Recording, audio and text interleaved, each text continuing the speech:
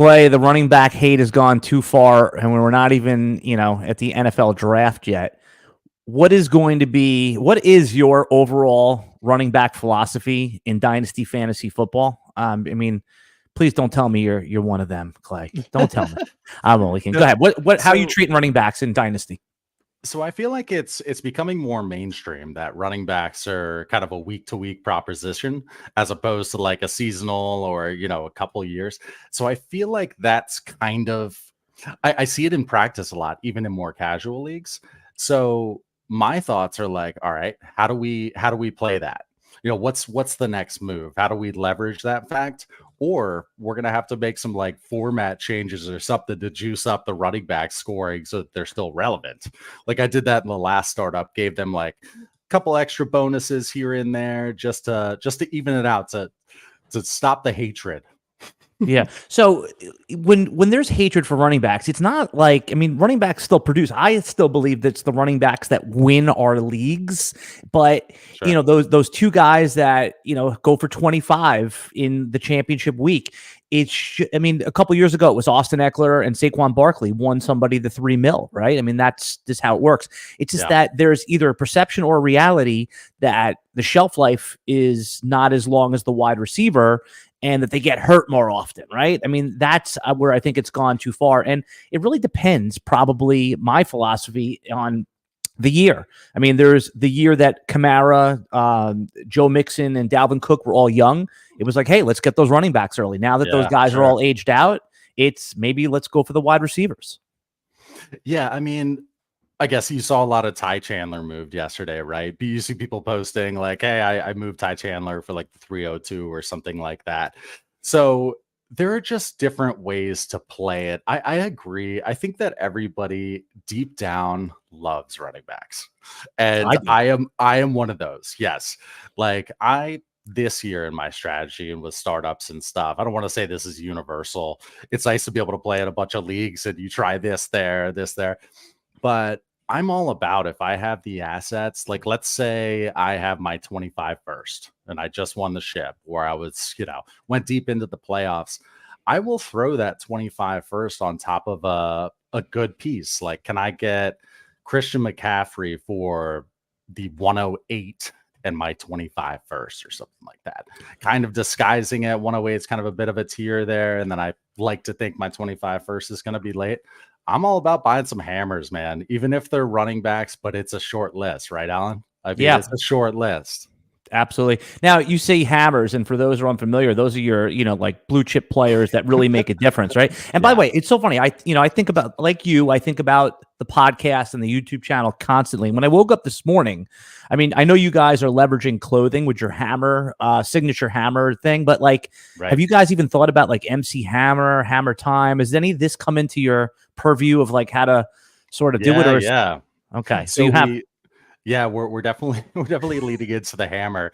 First off, I've got it tattooed on my forearm here. Oh, okay, I thought you were about to pull down your pants and show me you had it on your ass. Along with process over players on my other forearm. I still need the 5, but yeah, the hammer, we're definitely going with it. Jake Anderson, PGA Tour on Twitter. He's an awesome designer and designed the latest hammer. And so we do hammer streams now. We moved all super chats over to buymeacoffee.com/trades5. And so we have hammer streams. We got one at 3 p.m. today, man. Yep. All right. Awesome. And but I'm saying MC Hammer. You were a fan of MC Hammer, right? I guess, in terms of Creative Commons, Alan, with being able to use rights and stuff like that, I'm going to stay away from MC Hammer. I don't know why. I feel like these days with like the Twitterverse and stuff, I would have to do some Googling to see if like there's any issues with him right now. I kind of want to like stay in my lane. Right. Okay. Because I was thinking Hammer Time on a t-shirt with your signature hammer with MC Hammer on there, but it could be, I don't know, maybe copy the album cover, but put football players. This is how my mind thinks. We can have fun with it, right? Yes. Get in there and see what's speaking to you. All right. I'm here with Clay Moseley of Dynasty Trades in 5, Alan Seslowsky, RotoWire, and we're talking running back rankings today, overall strategy. Clay, you said you've been in a couple startups this year. Yep. Is there, everyone quote hates running backs, but are there a group of running backs in your mind that still deserve to be treated like longer term assets and taken at the beginning of dynasty startup drafts? Is it one player? Is it zero players? Who are going to be those top of the ranking running backs for you? So I never end up walking out with startups with running backs. I don't draft them where they go.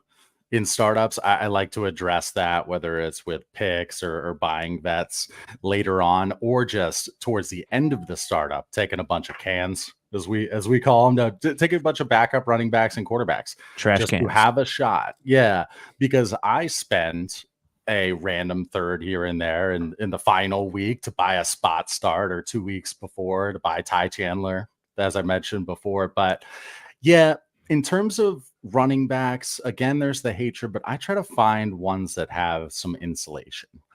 I think Kyron Williams, for example, he's kind of attainable. He's pretty pricey, and I'm charging a lot for my Kyron, but I feel like he's going to have a little bit of insulation, even if he naturally regresses a bit. So he's a cheaper option. Gibbs is going to have insulation. With all positions, whether it's running back or the other ones, I always want to make sure I'm drafting liquidity. The first thing I think about is resale before I even send an offer. All right, will I be able to move this if I'm in a pinch? Can I split this asset? So, right. But let me ask you this, and I hear you, right? You don't want to be stuck with, with something on your roster that it goes to zero, right? You don't want to be holding Bitcoin or actually that's a bad example now, right? You don't want to be holding some sort of crypto that just goes to zero and nobody wants it. But I've heard, this philosophy bandied about, like, what's the difference of the price? You know who it was? It was Jordan McNamara that said, he said, what's the difference of the price of your house? What do you care about price fluctuations if you're just going to live in that house? Who cares if you have DeAndre Hopkins on your roster and or Mike Evans and they're just producing. And I know those are wide receivers. You're never going to want to sell them anyway. Is there something about running backs that you just don't like to do that with? So I guess Derrick Henry for the last few years, right? He hasn't had much resale value, but even this year, you could probably give somebody a 2.3 in your rookie draft. They'll give them to you in 2 seconds. Yeah, it's again just always playing off of league economy in the market. Everybody wants a young wide receiver. Everybody wants to, and people are like, yeah, you can get yourself a CD Lamb, and why would you trade him? You could have him on your team for 8 years. It's like, all right, is your league gonna last that long? And my players aren't even given a locker room when I trade for them. It's like, hey, there's a little period here where you may be moved. There may have been a plan for you, but it's just playing the market, man. Young wide receivers, I feel like young tight ends, obviously, because of the performances from the rooks this year, they have some insulation. Like Bowers is only climbing. Didn't he have there was something on Twitter yesterday about how he couldn't even name like his favorite route or something, but whatever. Right. I try to tune out the combine, man. It matters so little. I mean, we're seeing how much leverage the players have, the elite players in those drafts, not even showing up. And again, I'm all for it. Why do you need an agent if your rookie contract is already basically, laid out for you? You're bringing up some really interesting points. So I just want to, I'm helping contribute to the dynasty rankings over at RotoWire, which, by the way, right now you can go see on rotowire.com/pod, free 2 days. But so help me out here. Who's going to be your top 5 running backs in order? How you're ranking them? Is Bijan your number 1? Is Breece Hall? I mean, give me the ranking. And again, I know you're not taking these guys at cost, but let's say I didn't bring you on this podcast because I like talking to you, which I do. I need help with my rankings. I'm going to, get the free labor out of you, Clay. And what's funny is like when rankings and stuff, I'm thinking about players. I don't think about the players themselves. So it's like, man, I should pull up a rankings list, like who's top 5, but let's just roll with it. You can feed me the obvious names. Yeah. Number 1 for me, I'm going to say Breece Hall. Yeah. That's right. Number 2. Wait, hold on. Let's go there. Yeah. Why is Breece Hall? I mean, I know you had to think about it for a second, but is there something about Breece? Give me, even if it's the obvious check marks here, why is he? You didn't struggle too long. Why is he the obvious one? Because I have him at 1 as well. So I'm a Horns fan, first off. So very good reason. I always try to diversify against my fandom. Yeah. But I guess I trust the overall offense and all over there. There's just lots of weapons. There's lots of opportunity, excitement behind that team. Now, if the QB situation with some like exciting stuff happens over in Atlanta, different story because Bijan's a horse too, right? Yeah. Same tier, same tier. If I can get a plus on either side, done. Bye bye. Yeah. A third. Bye. Yeah, I mean, those guys aren't gonna be traded, right? Like there's certain, I haven't seen any Breece Hall trades this season, right? You can trade Breece Hall when he's injured or he's not producing, but I mean, he finishes, he would have been the 101 in redraft last year, Breece Hall, had he not been hurt the previous year, right? Or certainly in contention for it, depending on, what you felt about wide receivers in redraft. But for me, for Clay, I'm right there with you. It's Bijan, Breece Hall. They have the youth. They have, this at least 3 year window, right? I mean, that's when you get 3 years out of a 22-year-old running back. I mean, that's like 100 years in QB world. And then it really starts to get interesting in dynasty fantasy football because obviously Christian McCaffrey is going to be the first running back in redraft, but where do you put a almost 28-year-old running back in your dynasty? So where is McCaffrey amongst the elite running backs, and is it a clear tier break for you when dynasty players want to know which running backs to acquire? When I think about it, and yes, it's very close. I could flip flop on these two players, after a cup of coffee or something, but I'd say CMC and then Gibbs for me. So I'd go Breece, Bijan, CMC, Gibbs. Yep. I think just because, CMC, if I can acquire him, at decent value, I don't care if he might break down. Give me 10 games of Christian McCaffrey. I'll figure out the other ones. Give me this guy who's going to drop a 35 burger on you, right? And Gibbs can eat yards too, right? He could be the Christian McCaffrey for a bunch of years. Love Gibbs, but I don't know, man. Just give me the hammer. Give me the hammer, and I'll figure it out. I'll build around that. You know what Christian McCaffrey reminds me at 27 years old, going to 28. It's like what we thought about Travis Kelce 2.5 years ago, right? Oh, he's getting old. But meanwhile, this guy is a week winner. And we often hear dynasty advice. And by the way, I give this same advice sometimes. Like, are you a contender? Can you win it all? Or are you just rebuilding, right? It's okay to be like the 5 seed and just all you need to do is win 3 games at that point, right? Get in the playoffs. So I guess that leads up to my next question for you. Are you if you're not the best team in the league, you're rebuilding, or just get in and win, get lucky? I guess, obviously, let's say it's not a startup. Definitely just, obviously you'd like to have the balance where you've got young and old, like productive young, productive old. But I guess Scott has got me looking more to it, and I think it's valid because there's a lot of analytics involved. But roster construction, just making sure the construction's on point. And then, what does that mean by on point? Explain what proper roster construction actually means. Yeah, so our lens that we always talk about, kind of our default, is a 12-team super flex PPR with a 1.75 tight end premium and start 10. So what start 10 means, that's not including kicker and defense. Okay, so that's how many you start each week. That's considered kind of mid-ground-ish in terms of depth. When we say start 9, start 8, those are super shallow. That's where you consolidate. You don't care about this depth, and like the roster construction is much tighter. Mm-hmm. You just want hammers. Like basically you don't worry as much about roster construction. You can take more risks because you can get out of a rebuild more quickly when you're starting that few. So there's that side, but then start 11, deeper formats. That's where you're really looking at construction. How many running backs can you start? Is there a point per carry? It's all based on format. And again, like the liquidity, does the market like this player? Okay. Can I flip this asset? Right. And, sometimes we get spoiled because we're playing, in dozens of dynasty leagues with similar players. Like there's I'll go into a new dynasty league and like 7 of the guys are guys I played with other leagues, but there's where I get a lot of questions about, market values that we don't see in other leagues, because I'm like, oh wow, there is another world out there where people are viewing players and roster construction and trades just so differently. And I think that's why, we don't want to get caught in our own bubble. So back to our running back part of the discussion here. I'm seeing like tier one, like the true guys that can finish as RB1 overall as a tier of 6. Okay. So we talked about Bijan. We talked about Breece Hall. I think we agree Gibbs and McCaffrey are in there for very different reasons. But the next is like, there's a little bit of skepticism about a 25-year-old Jonathan Taylor, who I believe belongs in that tier as well. He's already finished as the RB1.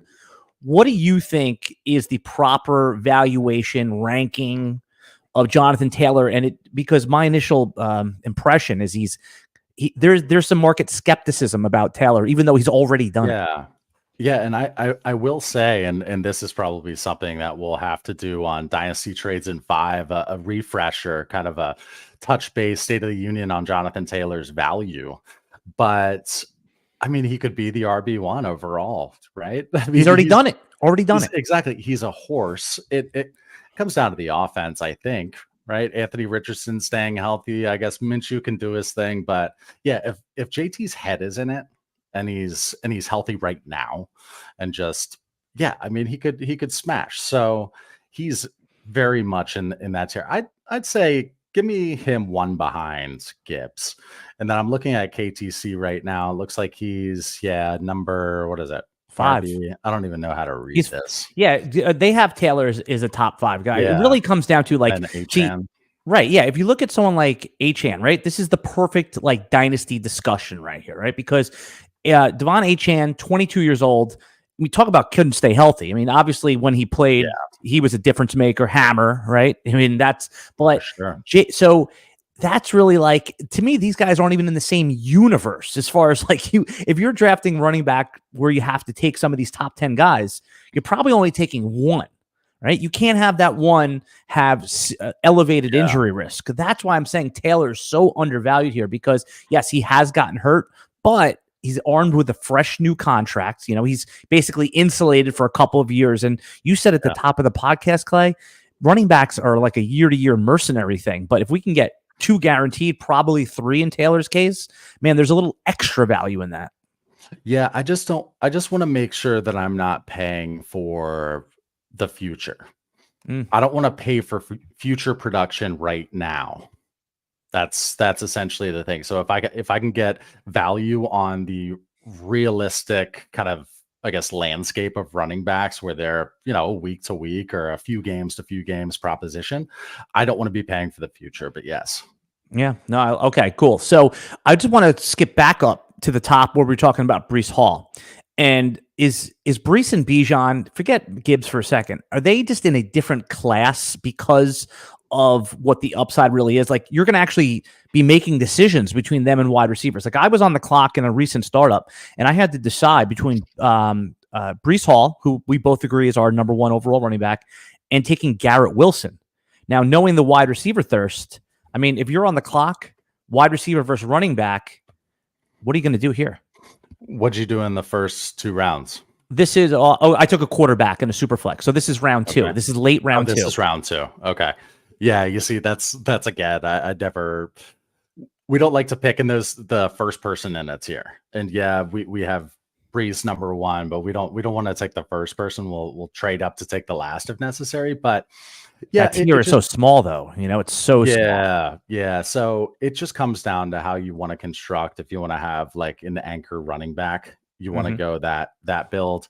Again, as long as the format makes sense, Scott would immediately look at the WAR and see how that breaks down. But yeah, if you want to build like that, then just plan for it as much as you can, right? The startups are fluid. Yes, I mean, but now you were always talking about resale value, right? Wouldn't you think that Breece, 5 games into the season, is probably going to have more resale value than Garrett Wilson? Doesn't that, I guess, really what? Go ahead. Again, it's short term though. Yeah. Right. With running backs, everything is short term. So if I'm paying for a year, I'm paying for a year is fine, but you get the idea. I covered that. But I guess really where I'm trying to convey to the audience is that generally, yes, right, short term running back, but are Breece and Bijan, do they defy that? Are they actually long term because of what Breece is heading into year 3? It's really year 2 because he missed most of the year. So should we, and the answer could be no, Clay, but are there any, and maybe even Gibbs is in that tier as well. Yeah. Do they have a little bit more shelf life that are comparable to the wide receivers? And if the league's going to give those type of players to you in round 3, early round 3, late round 2, is that wise to go against, how we normally think about these guys? Yeah, no, I think so. As long as there's not another ACL or something in Breece's case, like provided there's not an injury, because then they're in big trouble. But yeah, even if you watch Breece, part of the reason why he's number 1 for me, just the eyeball test, and I'm gonna do a lot more with second round, draft picks in 24, looking at using like the film rooms, like Dynasty Nerds to really look at these guys. Eyeball test, I think, is important. So make sure you keep me on track if I keep off. But yeah, like Breece just eyeball test wise, I think that gives him a little bit of insulation, and just again how he can throw a 30 burger up there. I remember there was some crazy game. Oh yeah, it was against my Commanders. He like 18 receptions or something bonkers. So those players that can put up crooked stats, as Shane always says. But I'm just looking at the rankings here, and in terms of having some resale, again, assuming no injuries, Bijan, Breece, Gibbs, and Achan's on that line. Yeah, he's kind of like CMC, where just give me 11 games of Achan where I know he's going to play. He's active. It's not one of these game time decision things. And that's fine. He'll still hold some value again, as long as he doesn't have a big injury. But your league mileage may vary, right? Yep. I've got some leagues where nobody wants a damn running back, but other ones where like, yeah, I'll talk to you what you got. I'll throw 3 first. Yeah, nobody wants a running back because you guys are out there hammering the philosophy, the 3 of you, that don't touch any running backs. And then our friends at South Harmon, same thing. Out there influencing the market. The teams where I've won the last couple of years, now they're ugly looking rosters right now, and they're about to crumble into the abyss, but they're loaded up. But it's one of those things where I'm starting 4 old school hammer running backs. I have the Derrick Henry, Barkley, Kamara, and another guy, and I'm getting by on the Chris Godwin types, the Keenan Allen, who I got lucky with last year. No one expected that. So I think that the anti-running back sentiment, Clay, actually, other than those couple guys who I believe, Bijan, Breece, maybe Gibbs, can be treated as longer term assets, that this is really the year to wait on running backs, because you're going to get a lot of these 1-year wonders, the Derrick Henrys, Josh Jacobs, Saquon Barkley, who could have, even Tony Pollard if he ends up in a good spot. There's Alvin Kamara is going to be, extreme value. Do you know? Pacheco is, yeah. I like Pacheco. Rashad White is probably a Dynasty Trades in 5 video, just because he's kind of a question mark for me. There's a whole tier here that I don't want to be anywhere near, Alan. So like, I'm looking at ETN.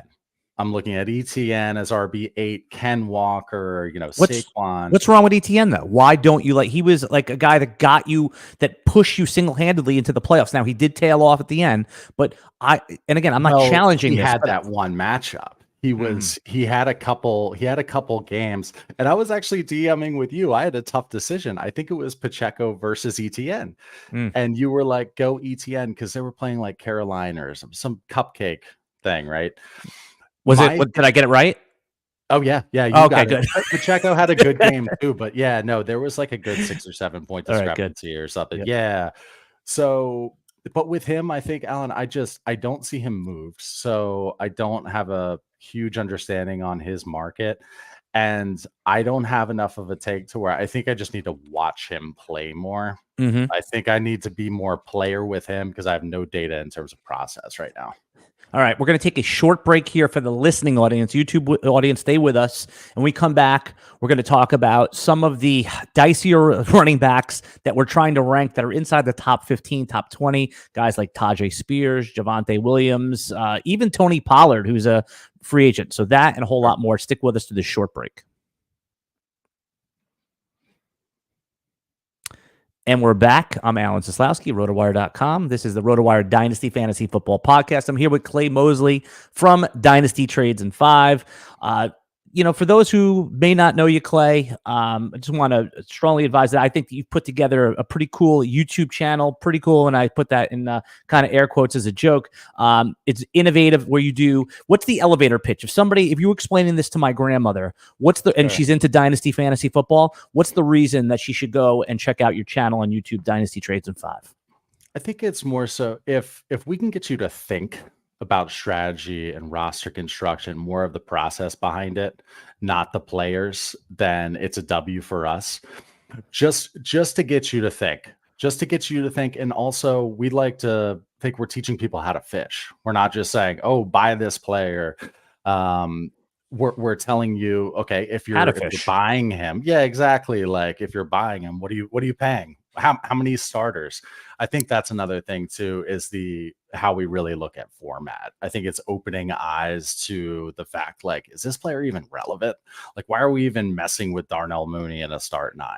So I just say we're real. We're not gonna, nothing against, again, I've said this before to you, Alan, I appreciate and respect all content creators, but we will never go to buy, sell and stuff like that. That's not our lane. That's not how we play. We're in the trenches with our subscribers. And yeah, man, it's a lot of fun though. It's a hell of a time when you have a bunch of people. Hammers is becoming a word, and you got 400 people that somehow or for some reason are watching us on streams on Tuesday nights. So, well, the easy answer for that is you guys, you and your broadcast partners are passionate about Dynasty Fantasy Football. You care about the nuances, and you're always looking for edges. So,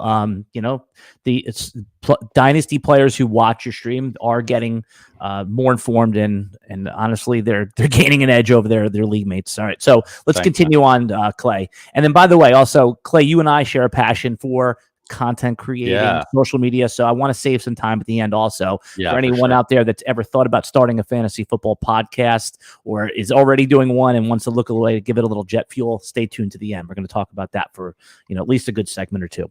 All right. So after you get out of the elite tier, you're not shopping there. You're taking your quarterbacks, maybe an elite tight end if one falls to you, and certainly your wide receivers. You're going to be looking at running backs that all have warts on them, right? It's guys that are just not clear cut. They're year-to-year propositions. So let's talk about them. Guys that fall in the top 20 that I'm not comfortable if they're my number one running back, Clay. Let's start with Ramondre Stevenson. What do you think is the right valuation for him? Is he somebody that, the market's not as heavy on right now that you should try to be acquiring, and you see a good year for him on the New England Patriots?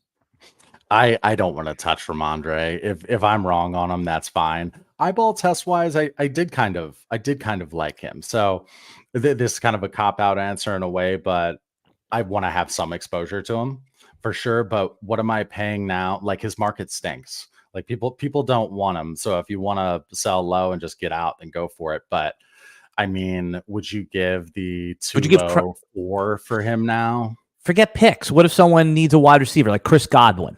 Would you do that trade? Would you give up Chris Godwin for Ramondre if you needed a running back? Are you asking for a friend, Alan? Yeah, I told you this is a very selfish podcast. Very selfish podcast. No, I only do. I think that's a fair. I think that's a fair pivot. I think that's great if it makes sense for your roster. Okay. All right. So you said you're not going to be shopping in these tiers. Who are some of the running backs in that top 20 that you're comfortable with? I mean, Tajay Spears, who we all agree has a lot of upside, but man, is he a scary pick if you have to take him at ADP? Or, someone like David Montgomery, who probably is the perception of more of a floor play. Where do you think that if in this wide receiver crazy world, where's the right area to shop startup wise, or even in an existing league? Say I don't have any running backs. I mean, the guys are retiring or just losing value that where's the right area and the right value to acquire these running backs, Clay? Yeah, because it does get gross. It does get gross at a point. Like when you get down, and some of it's production, some of it's just, whether you want them second contract people. But I don't like to be down in the Kendre Miller world, Mixon, like Aaron Jones. I don't want to be there. So where do I attack above that? Again, I've just got KTC pulled up because all the cool kids are doing it. But yeah, like if I can get B-Robs and all, especially if it's a point per carry, just get him as like a Brian Robinson on the Commanders. Yeah, Brian Robinson from the Commanders.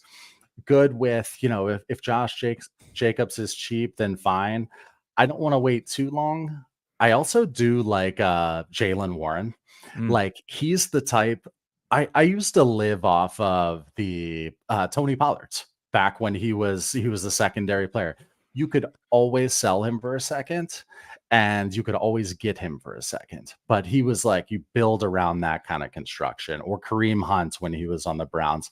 So that's kind of how I like to play it. But again, Alan, we talked about it earlier. If it makes sense, if I have the assets, have some excess, I'll buy one of these hammers, and then I'll mess around in Aaron Jonesville, Chubbville, stuff like that. Chubbville is a place I want to be, right? Yeah. So actually bring up Nick Chubb. He's on my list of players to talk to you about. And again, this comes into a strategy discussion as well. Nick Chubb, by some accounts, may end up actually on the PUP list, like may not even start the year. Is because people are asking about Chubb, right? They're like, what's his value? What can I get for him? People are going to want to get up into the rookie drafts. Is Chubb a player that you sell now just to get off him, or is Nick Chubb, who, by the way, he's a top 5, top 6-ish running back when he's on the field producing, right? Or is Chubb somebody that you should wait to buy until you get the announcement he's missing the first 6 games of the season? Like how should the market play Chubb? Yeah, I mean, what can you get him for? Like, would you want to spend a third on him? I mean, you're not getting him that cheap. You're not getting him that cheap. I guess I don't know. Again, I haven't seen him moved. The smart folks, or again, this depends on the format and how many bench spots you have, roster sizes, but we're just getting him kind of tossed in. He's hiding down there on IR, just getting him kind of tossed in. But I'm not buying him. I'm not. I love me some Nick Chubb. He's probably my favorite running back to watch. I mean, he is, talk about the best pure runner, and I'm rooting for him. Mm-hmm. But I'm not actively going out and buying him. I guess, Alan, what if you buy him in week 3 or something, or week 4? Oh. You have that, buy him a couple games before he might get back. But let me ask you a couple either ors then. All right. So if you have Nick Chubb on your roster, you don't see him in a, because I think that Nick Chubb could be one of the difference makers in your fantasy season. Yeah, this is like why I love this conversation, and I can't find anybody to agree with me yet so far, except for Jim Coventry, my broadcast partner on Sirius. He agrees here. But what if I'm come to you, Clay, and you have Nick Chubb, you're looking to offload him, and I offer you Devin Singletary or Chuba Hubbard, either one of those guys, you could pick. Would you take one of those guys and give me Chubb? That's a good one. That's a good one. So, I mean, I guess if it's a full PPR, I might take Singletary. Okay, so you wouldn't give him up for me. You're going to hold on. You have Singletary. There has to be a leverage piece on one side. Oh, you would. Right. To be a plus. Well, so then you do value him more than a third, because those guys to me are thirds, right? And if you're saying a plus on top, see, this is why we have these conversations here. I mean, a third is like a Tyler Algier level player at this point, right? Like a backup plus, a backup that's going to get 6-8 carries. That's my my point here is that Chubb has depressed market value, but I think you and I both see that he could be at least a 8-game difference maker in a lineup, and it's ugly. Nobody wants him. He's 28-year-old. He's injured, horrible injury last year. He's always been undervalued, boring pick as it is, Clay. Yeah. And in terms of his value, like, I'm not worried about cleaning up what I said. Is more so for the listeners, but it's the fact that I wouldn't make a trade like that. I wouldn't move from Chubb to Singletary. So regardless of which side I'm on, there would have to be a plus to incentivize me to do it. Right. Otherwise, it's not going to be a trade, or I just do it cross positionally. But apologies, Alan. Tee me back up. Meaning what? Oh, about the question. No, you answered the question. There's no teeing back up. Oh, that's it. That's it. I went backwards a little bit. All right. No, dude, you understand. Over here, it's all about tangents. We I'm just a hosting, Alan. Like, I was gonna say. So, how does it feel to be in the passenger seat? Just come in, just talk some smack. Let me drive the car. You do a great job hosting. You and I share a passion for hosting, right? There is an art to it, obviously. Well, but does it feel good, or does it feel a little uncomfortable to be in the passenger seat? It feels good. Yeah, it feels good. I like being live. I I found that I kind of stink on video sometimes. Shane and Scott can attest to that, unrecorded stuff. But I like it, man. Part of it because I don't have to make a thumbnail for this one. Ah. Clay will answer muted. He'll be okay. Yeah, that was fun the other day. Right. Well, That was so fun we the had other day. just for anyone We'll listening get on into the that on the content creation side of the conversation. yeah, for anyone listening on the audio podcast, we had a troll comment from a friend of this podcast, our friend Anthony, that was goofing on Clay because he did a podcast on mute, right? So you had to be a lip reader to get it. It was great content if you can only hear it. It was just watching Clay, and I think it was fascinating TV. So don't worry about. Listen, sometimes you got to make those kind of mistakes. On to the next one. On to the next one, right? That's right. Oh, you know what? That leads me into one of the content creation questions I had for you. I guess we'll get it a little early before we finish up our running back conversation. Sure. Do you agree with the basically progress over perfectionism, right? Like perfectionism and trying to get it perfectly right in anything you do is basically the enemy of progress? Yeah. Yeah, I think it can be. I guess I've always struggled personally with being like very I know that's why I'm asking you. I will spend 40 minutes up in the top left corner of a thumbnail messing around, but I've always struggled with the concept of starting with an MVP, like what is it, minimum viable product. Okay, just so starting with something at that level. I wanted to start a little bit above that, but it's all about listening to your audience. It's all about listening to your audience, engaging with them in the comments, building a community, find out what they want. And as long as that matches up with how we play, and we can practice what we preach, then rock on. All right, let's take another like 7 or 8 minutes here to finish talking about our running back rankings discussion, and then we'll save a good chunk of time to talk about YouTube and vertical video on TikTok and content creation, all the stuff that you and I nerd out over. Okay, and all right. So, by the way, how does everything looks fine? Freeze frame. You didn't see any picture glitches here, right? It's Clay. I haven't seen anything. Yeah. Okay. Good. I thought I saw somebody in the comments say something, but no, we're good. I didn't see anything either. All right, moving along here, running back rankings. A couple guys I want to ask you about. Are you basically off of Tony Pollard? Because you mentioned him earlier. Right now, the general market has him as a top 20-ish running back. Yeah, I don't believe the Cowboys are going to have him back. I mean, even if they do at this point, they're certainly going to be drafting another running back, right? Like they're one of the favorites to take RB1 in this class around pick 50. What do you think? By the way, you mentioned it before, maybe that helps Tony Pollard. What do you think? Tony Pollard couldn't be, he was always acquired for a fake first, I call it. Like, oh yeah, get a first for Tony Pollard. Nobody was paying that. You mentioned before that Pollard you could have him for a second at any point. No one did that.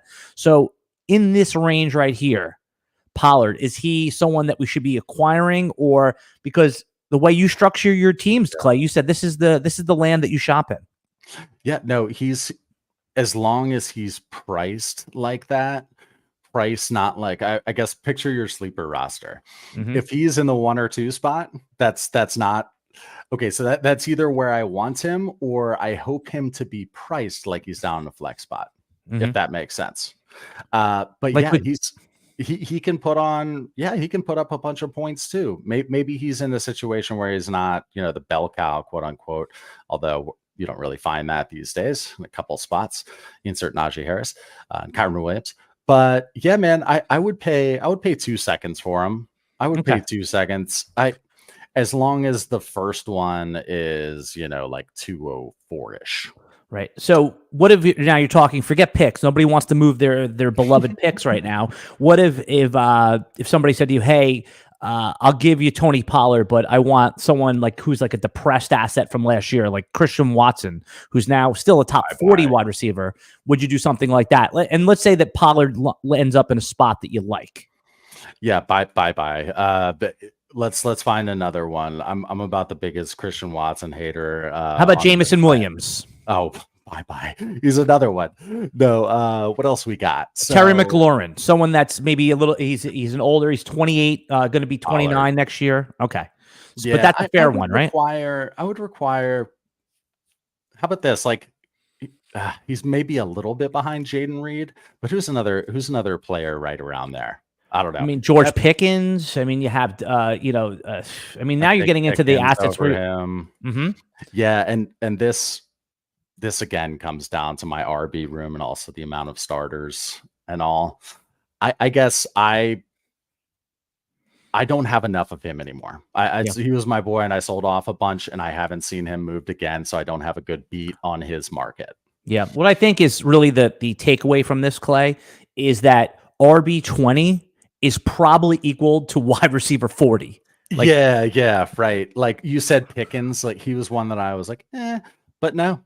I want a player that can pop, and you can see the narrative for Pickens for sure. yeah. Well, And that's why Pickens, it's DK will always have insulation. yeah. Pickens is like wide receiver 30, man. So, when you're making these trades, I mean, I think that we always talk about trades in terms of picks, but we forget to talk about trades in terms of and value exchanges in terms of cross positional, because fantasy football is hard to trade. And think about redraft. Almost no trades happen in redraft. And the reason is because you need to have a surplus of running back for someone else that has a surplus of wide receiver.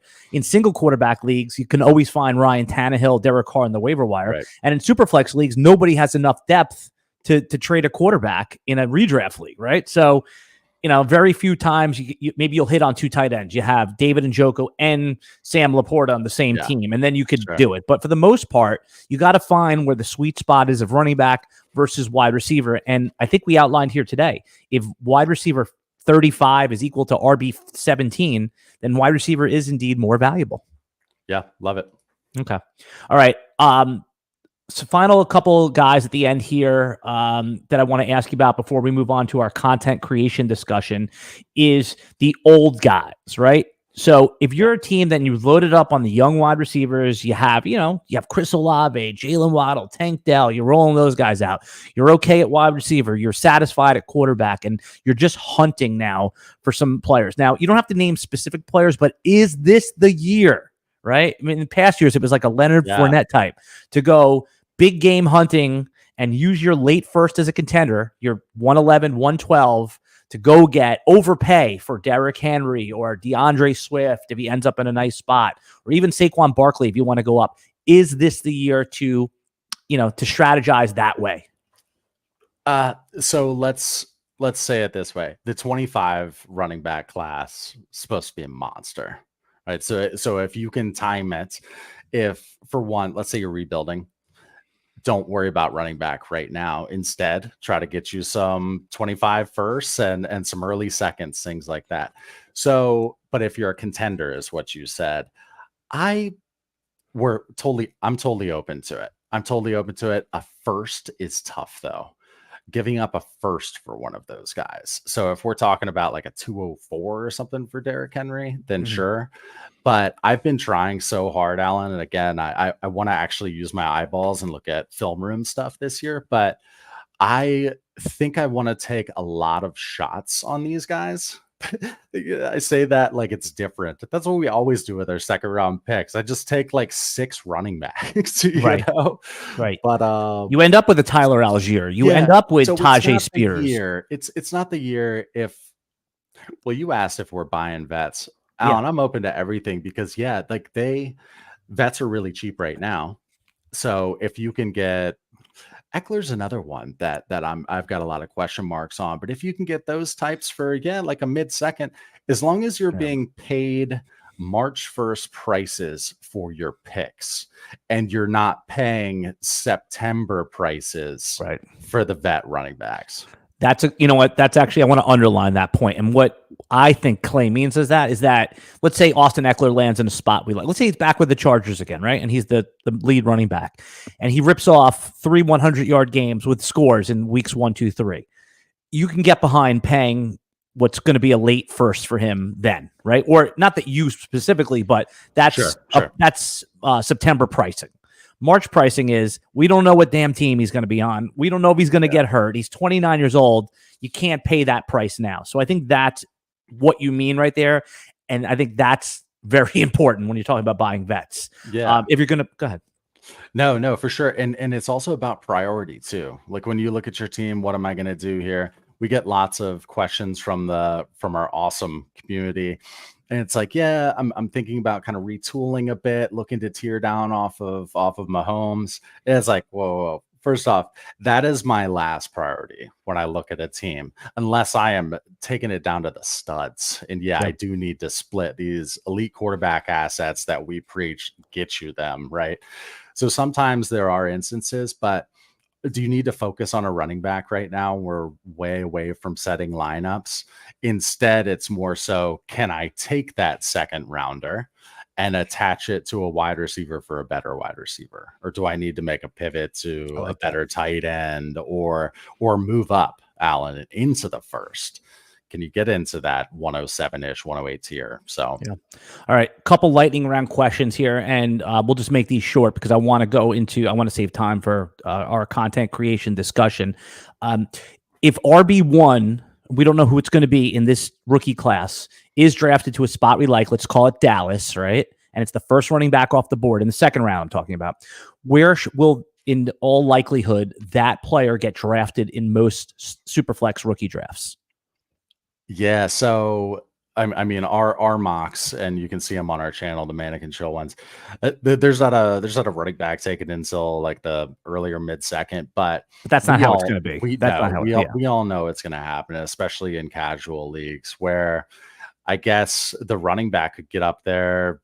I mean, man, a Dunze level for some if they need a running back. Everybody needs a running back. Everybody. Yeah, right. Everybody has running backs. Yep. But yeah, up in that range, Alan, I think 108, 109. Right.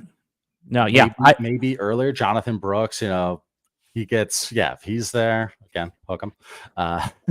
Yeah, that's what I think. Do you agree? Like kind of 100%. 107. I'm even going to take this a step further and say this is not even going to be a choice. You're going to take RB1 in a good landing spot over Rome Odunze, over wide receiver 3, right? You're even going to start considering that over QB4, right? JJ McCarthy. Let's say Seattle drafts JJ McCarthy, and it's like he's not starting day 1, but he could be by game 4, by game 7, or next year. I think that people need running backs, and the chance to take RB1, maybe you won't take him over the elite wide receivers and the day 1 starting QBs, or, you're going to have a decision with Brock Bowers, right? RB1 or Brock Bowers, right? Like that's depending on format. So I'm more, I know what these rooms get like when everyone needs running back. You can't trade for a running back unless it's a can, like you call them. So when you have a chance to take a 20-year-old running back fresh in a rookie draft, you just do it. Right. It's just a matter if you want to try to hit on that player or if you want to take a bunch of shots. Okay. So I also could see taking 25 seconds and moving up into the 24th. A lot of it's zagging too, Alan. Like the leagues we play in, it's our Discord members, our Patreon like listener leagues. They hear us talk. Like there's no question about how we play, but sometimes you got to zag. I've zagged in 3 of the 4 listener leagues. What's the biggest mistake that you see? Because you guys get thousands of questions every time you do a live stream. They're trade questions, but what do you see just strategy-wise, structurally within those trades is the biggest mistake that people make, even experienced players, when making these trades? I think with the experienced players, lots of times you'll see, do I need to make this move kind of stuff? Like, and you can tell an experienced player more if there's like a PPC or if it's a start 11 or above. You can kind of, you can figure that out. And I guess with the more casual players, I think it's too much of a focus on making your starting roster look awesome now. And then also, just having misaligned timelines. When you're competing, when you're not, when you should buy running backs, today's topics, I'd say it's awareness on format and then also of timing and structure of deals, not doing these, lateral moves, running back to running back, or wide receiver to wide receiver, unless you're creating a stack. Maybe that's a different story, but yeah, hopefully that answered your question. Absolutely. Generally. Yeah. Making trades just to make trades a lot of times, right? Yeah. Just because, I have a lot of another one too, but go ahead. No, yeah. So too big of trades. too big of trades. You see 4+ pieces on either side, or there's 4 elite pieces in the deal. What does everybody want? What does everybody want? Let's slim this down. I look at some trades, we put it up, and it's like, I wouldn't even do this, first of all. So how do we clean this up? Right. Yeah. Yep. Our buddy Mike over at South Harmon always says, like, when there's too many pieces in a trade, it's like you have the, and even if you put, like, you just throw in like your bad, your ugly pieces at the end, it's like you open up this beautiful pizza pie, pepperoni pie, and there's one little hair on it, and it makes you not want to eat the whole pizza. Right? I heard him say that. Yeah. Oh, I love that line. It's so true, because sometimes I'm like, oh, okay, the Josh Allen's in this trade. Oh, wait, hold on. It's like, you know, all your crap that nobody wants at the end of this. Ugh, I mean, just. I delete. I don't have time. It's too much of a headache to go through. I love that. Yep. All right. Let's change topics a little bit. So, by the way, that was a full running back rankings discussion. You can see our running back rankings over at RotoWire. Just go to rotowire.com/pod, POD. Put in your email, paywall unlocks for 2 days. No credit card to put in, nothing like that. All right. Clay and I share a passion for content creating, podcasting. Start with, you know, this is the 10,000 foot view for anyone that wants to get into fantasy football podcasting, or maybe you love cooking and you know, it's a great way to market your baking business, or, you know, any sports or workout stuff. What is the most important platform to be on if you have to pick one? And then we'll expand that conversation out. If I had to pick one, it would be YouTube, because that is the best spot to build community. And our 2 pillars, content and community. That's 1 and 2. And then 3rd is cash flow, right? No, but content and community. Explain why community is important. Okay, so let's talk algorithmic reasons, first of all. So just the fact that there's comments and engagements, that YouTube likes that. Obviously, YouTube's trying to keep you on the platform. They're trying to serve you the best fit, the most relevant videos based on your preferences and what you've shown to give the thumbs up and comment on, right? Just think about it. That algorithm is super smart. There's that aspect of it, but it's also just the community gets to where they're helping each other down there. And let's say it's a short form piece, Alan. Let's say it's a YouTube short and people are down there in the comments. That's YouTube short, meaning ripping in the background. Yeah, a vertical video, 60 seconds. Minute. Yeah. That thing is just playing and playing and playing in the background. Same with TikTok and Instagram. So when you have conversations going in there, you've got your audience retention over 150%, then YouTube likes it. So that's the algorithmic. And I guess your question, platform wise, YouTube building the community. And I think where content is going, and I think why we're leveraged well, is it's going to be more conversational. Not this rigid stuff. It's going to be less heavy editing, more so just a conversation and long form.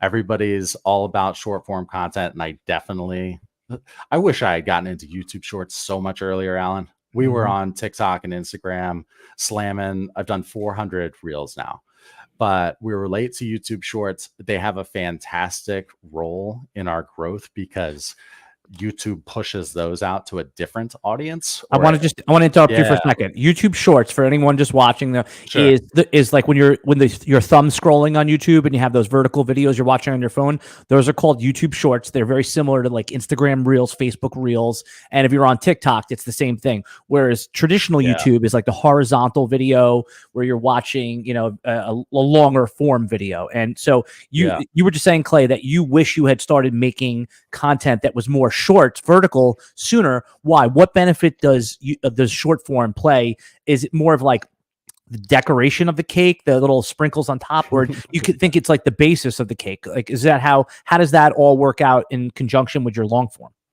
So it's really easy for people to binge watch when it's shorts. And I did a poll on Twitter and asked where people consume their vertical video, their short form content, and YouTube Shorts is growing. And it's funny because the exact opposite, watching content on TV is growing massively.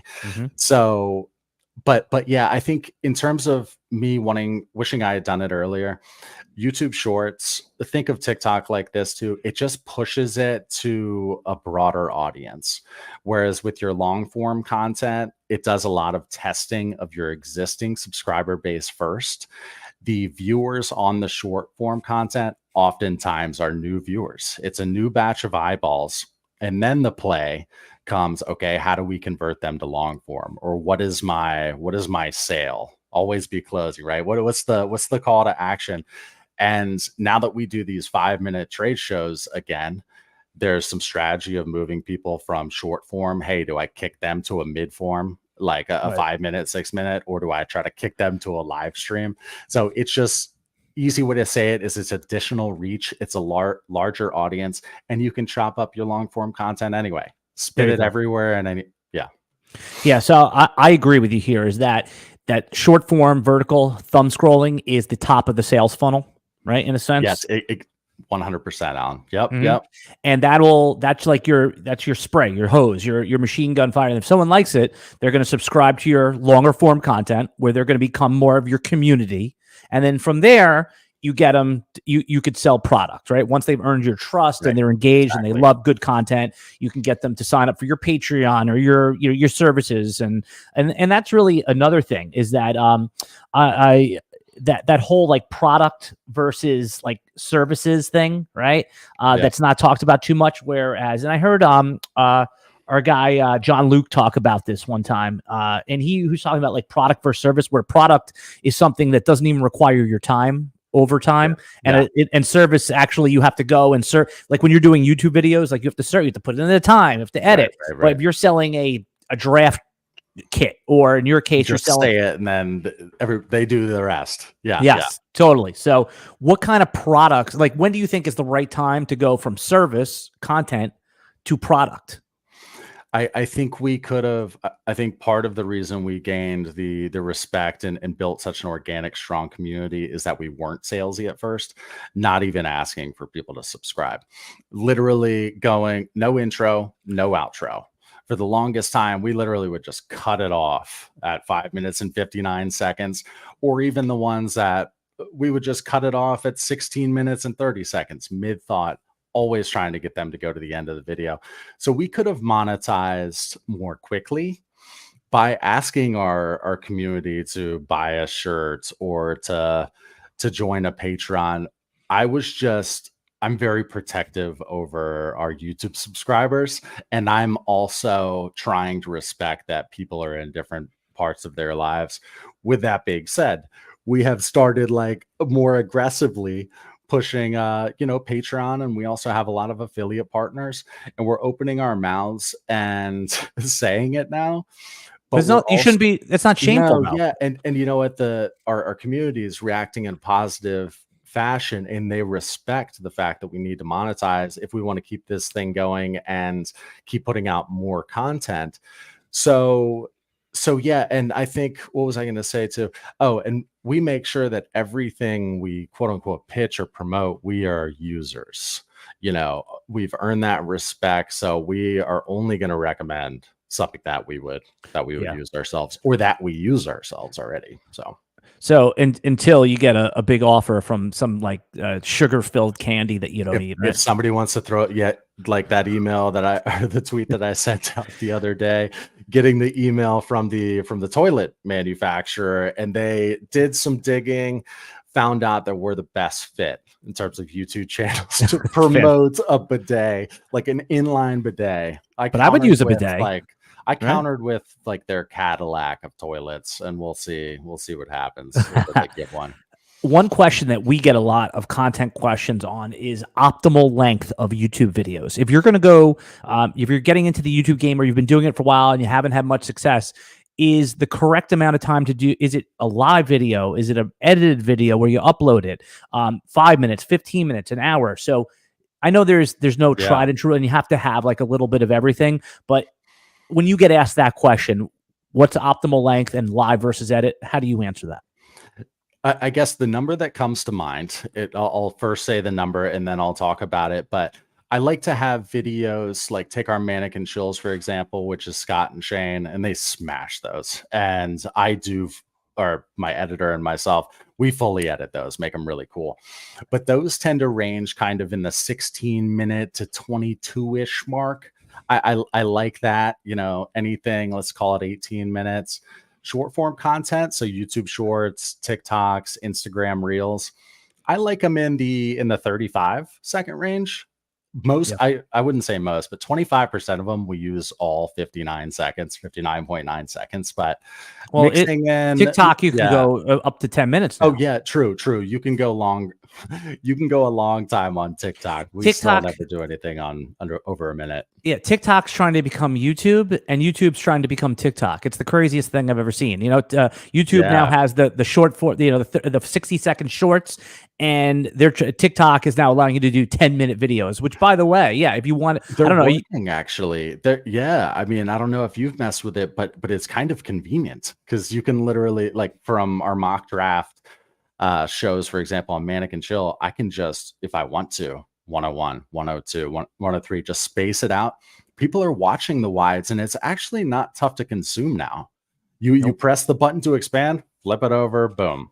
Yeah, that's captioning's a different story. That's where I don't even mess with that. People can do their auto caption things. I don't care. Turn on the volume for this one.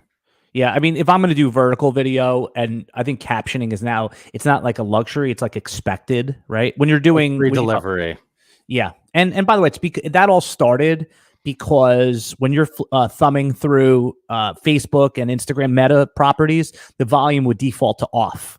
So they said like 85% of people or something like that would watch with no sound. So captions there. With TikTok, the volume defaults on. Same thing with YouTube as well.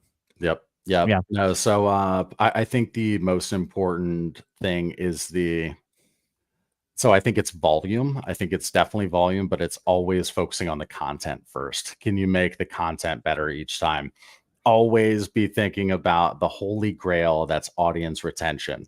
Does the person make it from the start to the end? Right. Where were their dips? That's how, trust the data, look at the data, listen to the data, and but always be thinking, like we've talked about this before, Alan, but short form content, when you're thumb scrolling on a YouTube short, you better come out hot with graphics, like boom, there's stuff going. There's got to be a hook super fast. So every 3 to 4 seconds. I've tried to advise, to counsel our RotoWire guys, and they, to their credit, man, they listen. Because in the beginning, it was a lot of, hi, I'm John Smith, and today, I know it's like, no.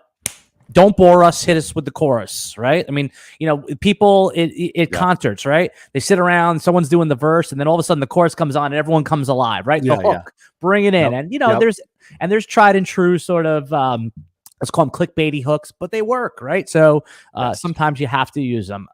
The other thing is creator tools. I get asked this all the time. First things first, what video editor should I use? Now, I know this is all personal preference, but let's assume that someone's not going to go pay the $600 a year for the suite of Adobe tools. What's a editor tool that you think is simple enough and cheap enough that someone that's either doing this that hasn't had much momentum or is new to the game?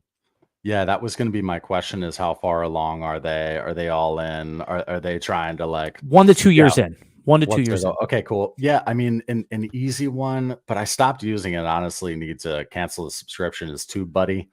TubeBuddy will help you out at first, giving you an idea. Yeah, so TubeBuddy's a browser extension, and you can sign up for it easily. And I think it's relatively cheap. The intro is like sub 10. If you pay for their, what does it do? So you can have a keyword explorer. So you're like, in our case, how do we look on Dynasty Football 2024? You can have a weighted and unweighted score. So unweighted is just looking at like the search volume, the search volume, all of that good stuff on those keywords. The weighted is looking at you versus how do you compare to on those keywords.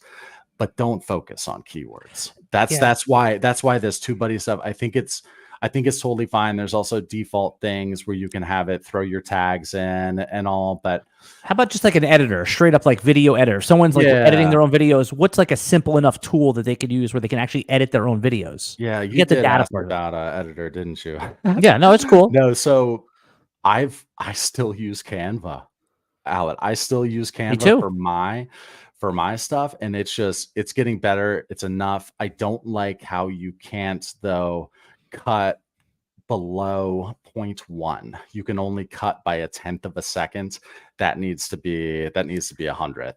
What do you think about Canva's editing changes to their picture stuff? It's hard. I'm not sure I love the new updates where you have to, you know what I'm talking about? Like Canva has new editing stuff now. Yes. And stuff. it keeps making you open like new tabs and stuff. But yes. yeah, Canva is good entry level. I haven't messed with I have messed with Adobe Premiere Pro. Yep. But I've found that it is expensive. You also have Final Cut Pro. But I think the best decision I made was to hire an editor. You can find them cheap on Upwork, or you can find editors who can do what you're doing 10 times faster, and it's fairly reasonable in terms of price. Okay.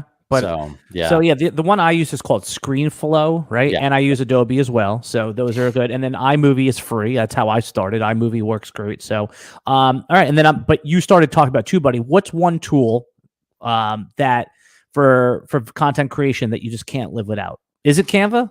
It's honestly, it's Canva, because I still am very protective over like the final product.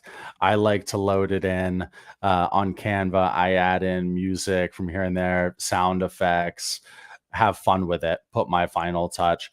So I wasn't using tons in the way of automation and these Opus AI, taking your long form and cutting it into clips. Like, that's fine. They point out good spots. It's okay. You know, it's okay. It can point you to a direction, but I just listen to our long form content. It's not like I'm vain, but after we stream, and even if I'm driving, I look down at my phone, just quick screenshot of it. Okay, this was a perfect spot to send to my editor again.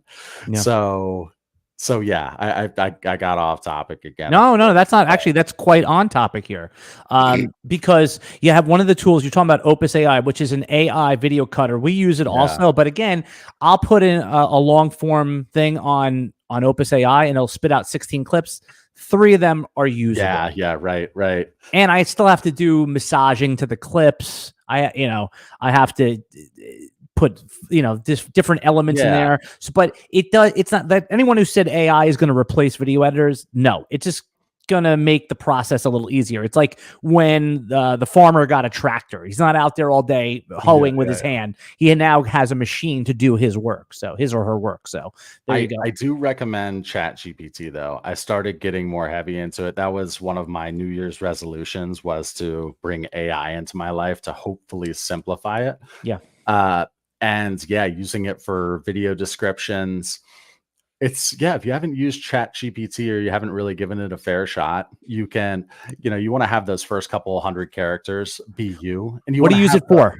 What do you use ChatGPT for? For descriptions. I use it for a way just to clean things up, pop something in there to clean up and bullet out some thoughts. But I also got to where I'm now dumping the transcripts. So I download the transcripts from the videos and the live streams. I dump it into ChatGPT, and it's like, okay, digest this for our next conversation. Interesting. Yeah. And you can find curse words. Oh, okay. There you go. Yeah. Why do you try to take your curse words out? No. Shane always drops an F-bomb or two every show, but it's fine. It's not going to hurt our monetization. Yeah, YouTube is not penalizing for as long as you're not doing, you mark the thing not for children. Like if you tick that button, which we do, right? They used to demonetize and depress for cursing, but that's how people talk. I mean, if you listen to any of the best podcasts, the Joe Rogan or the biggest podcast, Joe Rogan, I mean, any of them, they're just talking like human beings, and that's why they're so successful. Yeah, and it's like, if you're going to say the F word, then okay, you do it. We have to keep you on our platform, so we're going to loosen up the profanity and write some fancy window dressing explanation for it. And you and I are like algorithm chasers. I know that. Like, again, it's not we're not doing what the algorithm wants, but we're using it as a guide on how to deliver our content. But here's the golden rule that I always tell anybody that's making content in anything. It's that good content wins, meaning like it doesn't matter. We're not in the days anymore. We love followers, right? We love having followers. It's a nice vanity metric, as I call it. But we're in the time now where a person with 400 followers can get 1 million views. Sure. Like, good content is going to get pushed. So if you're not getting viewership, the engagement that you want, it doesn't necessarily mean it's bad content, but there's a way to pivot. And if you're starved for content ideas, it's okay to look at some of your favorite creators that are doing well and then kind of repurpose that as well. Because most people ask me, they say, where should I start? And like, because everyone's always doing, like you said, buys and sells, right? Like, do buys and sells. There's nothing wrong. Just get the reps in, do something that you love, and good content will get elevated. It doesn't matter follower count anymore. There was a point on TikTok where, in our first 100 followers, we were getting 100,000 views on videos that were good. And then now that we're, I think, in the 15,000 follower range, there's videos that I put out there that are okay. That sometimes the algorithm tells me, here's your 190 views for you. Get the hell out of here. Video sucked. No, yeah, content is king. And if you can marry, I guess, make it cool every 7 seconds in long form, let's say, which YouTube, which is our attention span in long form. Yes, like approach the algorithm, make the content cool around the algorithm. Essentially is what I'm getting at. Okay, you need me to do something cool in 7 seconds? You got it. So I mean, test everything. See what Clay's talking about. He's talking about like pattern interrupts, right? I mean, if you look at some of your favorite and most engaging videos, whether TikTok, every 3 to 5, 7 seconds, there's a pattern interrupt. Something else is happening. That could just be a slight zoom in. And again, we're getting into the nuances of video editing and things like that. But I think like a good starting point for most people is just start making the videos that you love about things you like. And it's, look, if you're not looking back at your content you made a year ago and getting the douche chills, you didn't grow, right? If you love the stuff you did a year ago, you didn't grow, right? I look back at some of the stuff from 2, 3, I cringe, I can't even look at it. Yeah. Exactly. Yeah. It's just like, it's so funny. Like we can't hear our voice on tape, right? We hate our voice on tape. We can't stand what we look at. But meanwhile, when we look at, someone shows you a photograph or you see a photograph online on Facebook, on Instagram, that you and your buddies, who's the first person you look at? Yourself. Of course. Of yep. course. Yep. So funny. All right, buddy. I adore you, Clay Moseley. I want everyone to go follow. I want everyone to go follow you as I do at TradesIn5. Right, that's the main Twitter that we're promoting today. At TradesIN5. That's where it's like a hub for everything that you're promoting. But obviously, you're the crown jewel of your empire. I'm going to call it that. Is TradesIn5? Yeah, your words, not mine, but I'll take it. Is your YouTube channel? You should be subscribed to that if you love Dynasty Fantasy Football. Or if you love content creation, Clay is starting to do some stuff like there. Anything else what's the most important thing that I didn't mention you want to let everybody know about? Yeah, I would say I've got a passion for content creation, and it doesn't have to be in the football space. And I love, I found out that what I love to do is community involved, and I'm a happier person when I'm helping people. So buymeacoffee.com/Dynasty Creator. Tip me something, buy me a coffee, and I'll respond with a video, do a very, very quick YouTube channel audit or TikTok, Instagram audit. Let's have fun with that, man. I'm trying to make a living. I'm trying to grind doing what I love, Alan. So Clay, I think you're a talented broadcaster. I'm glad we've become friendly. I look forward to doing more stuff with you. And, like I said, I have a lot of admiration for what you do. I know it's not easy. I know the grind, and there's no doubt in my mind that you're going to continue to be successful. So I'm glad that to be looking on your journey as well. All right, everybody, we're going to pause right here. We'll be back next Friday with another Dynasty Fantasy Football podcast on the RotoWire YouTube stream. Go check out rotowire.com/pod. Unlocks our paywall for a couple days. Subscribe to the RotoWire Dynasty Fantasy Football audio podcast, and I'll have that and all the other links we talked about in the video description below. Good luck in your Dynasty leagues, and let us know who some of the running backs that we didn't talk about that you want to know where we have them ranked. We'll respond in the comments. Goodbye.